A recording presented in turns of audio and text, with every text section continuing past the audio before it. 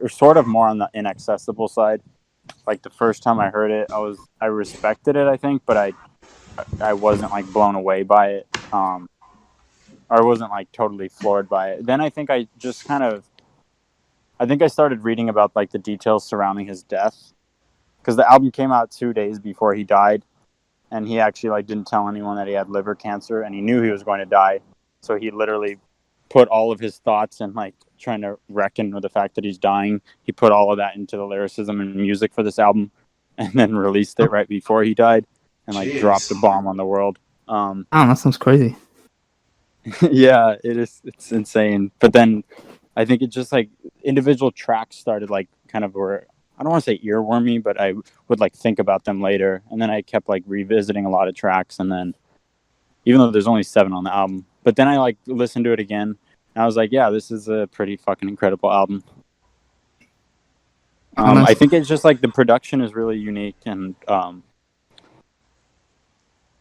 don't know how to describe it. I feel like it's one of those things you just would have to listen to.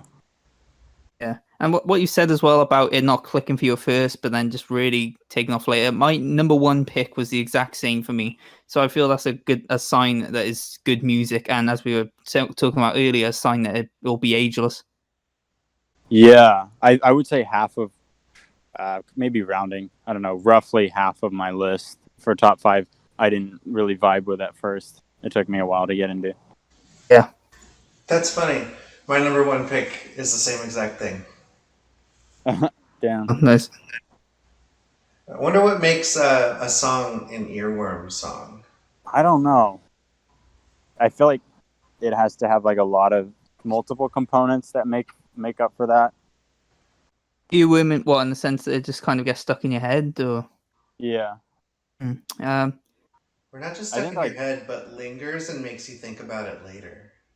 Right. I think for film, I know that would generally be like if there's a lot of attention to detail and like very intricate, meaning like every frame was like spent hours. I was gonna say depth, because depth. songs that really stick with me are the ones where I listen to and then I'll notice like a new bit of instrumentation in the background I never spotted before, or like a line that has a different meaning than I originally could, things like that. Yeah, I think the best albums or best movies, best anything, have a lot of depth because the artist put so much care and time and attention to the little subtle things that then stand out to you and reward numerous rewatches or replays.